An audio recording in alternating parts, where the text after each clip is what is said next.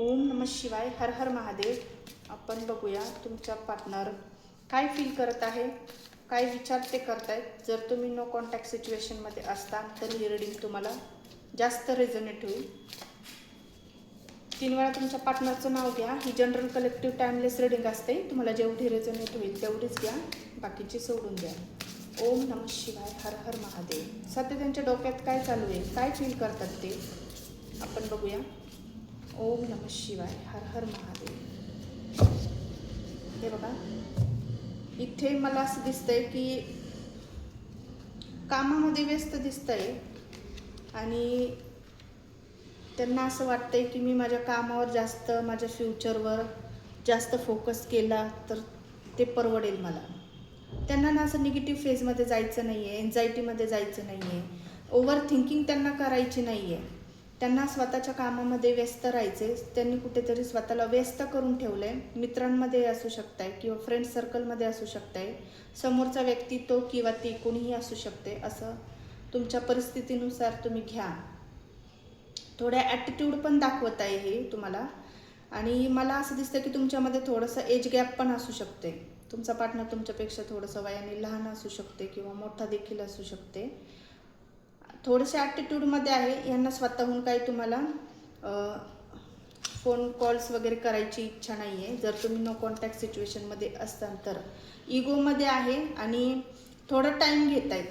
थोडंसं तुम्हाला त्यांना त्रास द्यायचा आहे. त्यांना स्वतःला माहिती की तुम्ही स्वतःहून त्यांना कॉन्टॅक्ट करतील. थोडी निगेटिव्हिटी साईड हे बघतायत, तुमची डार्क साईड बघतायत आणि त्यांना असं वाटतंय की तुम्ही त्यांना स्वतःहून कॉल केला पाहिजे. तुम्ही स्वतःहून त्यांना विचारलं पाहिजे. भलेही चूक यांची असली ना तर तुम्ही स्वतःहून त्यांना कॉन्टॅक्ट केला पाहिजे. तुम्ही त्यांना सॉरी बोललं पाहिजे.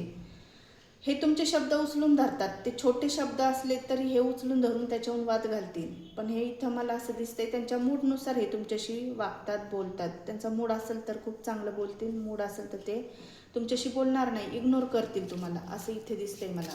आणि आता थोडंसं ॲटिट्यूडमध्ये आहे, इगोमध्ये येतोय, पण आठवण त्यांना येते आणि स्वतःला कुठेतरी त्यांनी बिझी करून ठेवलंय आणि थोडासा टाईम घेतील. यांना आत्ता कॉल वगैरे करायचा नाही आहे. ते म्हणतात की मी अजून थोडा टाईम घेईल, आत्ता लगेच हिला कॉल वगैरे मी करणार नाही. हिला तो किंवा ती कुणीही असेल, तुमच्या वाईज घ्या. इथे मला असं दिसते स्वतःला कुठेतरी म्हणजे असं स्टिकी सिच्युएशनमध्ये हे आहे, पण थोडंसं पाऊल मागे घेतलं ॲक्शनसाठी. त्यांना क्लॅरिटी बघायचं आहे की त्यांना मागं जे काही चुका झाले त्याच्यावर हे विचार करताना इथे दिसत आहेत. चुकलं त्यांचं पण आहे, त्या गोष्टीवर पण गिल्ट करतायत, पण हे तुम्हाला दाखवणार नाही. त्यांचा इगोमध्ये येतोय. ॲक्शन घ्यायचं नाही कारण त्यांचा इगोमध्ये येतोय. ते फर्स्ट वाईज म्हणजे मला असं दिसतंय की ते तुमच्या चुका पुढे जास्त घालतायत की हिचंच चुकलंय, ही स्वतःहून मला माफी मागायला यायला पाहिजे, मी स्वतःहून हिला कॉन्टॅक्ट करणार नाही, ह्याला किंवा ही कोणीही असेल तुमच्या वाईज घ्या. अशी मला इथे एनर्जी यांची दिसते. पण काळजी करू नका. हे थोडं 1-2 दिवस अजून तुम्हाला ॲटिट्यूड दाखवतील, पण जास्त दिवस नाही आहे. हे देखील तुमच्याशिवाय राहू शकत नाही आहे. आणि मला इथे असं दिसतंय की थोडंसं तुम्हाला तुमच्याजवळ जरी आले, कॉन्टॅक्ट केला की हे ह्यांची बाजू असं कमकुवत दाखवणार नाही. तुमच्याच चुका तुम्हाला दाखवून देतील, वाद घालतील. तुम्ही कुठेतरी तुमच्या चुका सुधारल्या पाहिजे, स्वतःमध्ये सुधारणा केली पाहिजे, हेच तुम्हाला काहीतरी येऊन बोलतील, असं मला इथे दिसतंय. क्लेम करा एनर्जी.